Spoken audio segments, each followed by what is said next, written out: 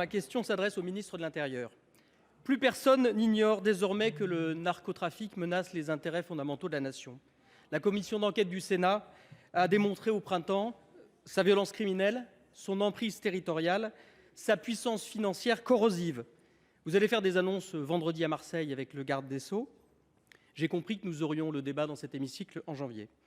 Notre groupe prendra toute sa part à cet effort répressif, indispensable et urgent. Ma question concerne le dernier kilomètre du trafic, ce qui se passe dans nos métropoles, dans nos villes, dans nos villages. Les maires n'ont jamais autant fait pour la sécurité, 33% d'augmentation des polices municipales. Pourtant, ils sont mis parfois sur le banc des accusés. Ils sont en réalité démunis. Faire peser sur les maires une responsabilité centrale dans ces drames constitue un bien mauvais procès. Le Congrès des maires, pour la première fois, consacrera d'ailleurs une table ronde au narcotrafic. Vous l'avez vu à Rennes, à Poitiers, à Nîmes, nos élus, en première ligne, attendent un soutien puissant de l'État. Dans un esprit d'union nationale, nous le leur devons.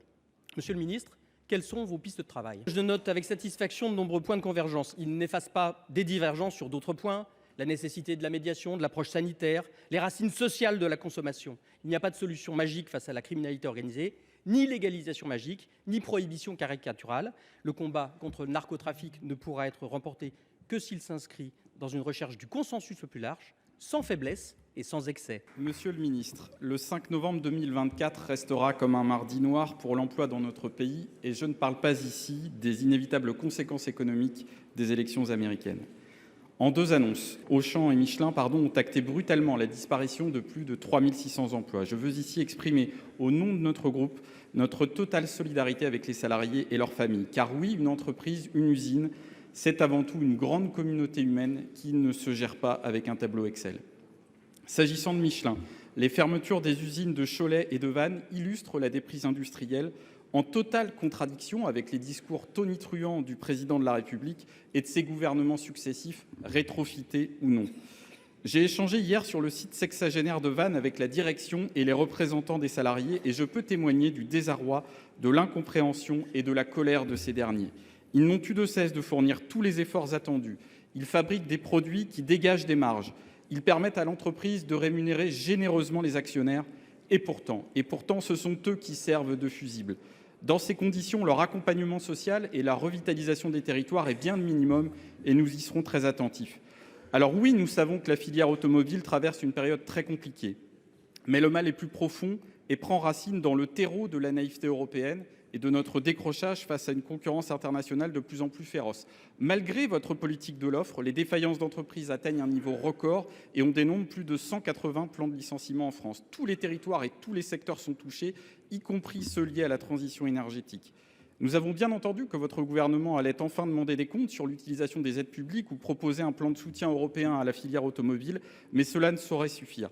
Agirez-vous enfin pour défendre efficacement les salariés, protéger durablement nos entreprises, nos emplois industriels et notre souveraineté productive en cohérence avec les objectifs de décarbonation? Protéger l'existant, ce n'est pas protéger l'existant politique. Or, on a l'impression que vous voulez maintenir à tout prix une ligne qui ne produit pas d'effet et qui est même désastreuse au plan économique. On en a encore une fois l'illustration. Et la deuxième chose, sur la création d'emplois sur nos territoires, nous avons besoin et d'une France et d'une Europe beaucoup plus volontariste, qui mettent les moyens, qui appliquent les règles, qui les fassent respecter. Et donc, pour tout cela, nous observons que le gouvernement actuel et ses prédécesseurs ne sont pas au rendez-vous. Ma question s'adresse à Madame la ministre du Travail et de l'Emploi. Madame la ministre, lutter contre la crise de confiance qui affecte le fonctionnement de nos institutions et détourne une partie de nos concitoyens de l'action publique passera entre autres par le respect de l'engagement et par notre attention portée à leurs difficultés du quotidien. À titre d'illustration, l'âge moyen du départ à la retraite en Martinique, par exemple, est de 65 ans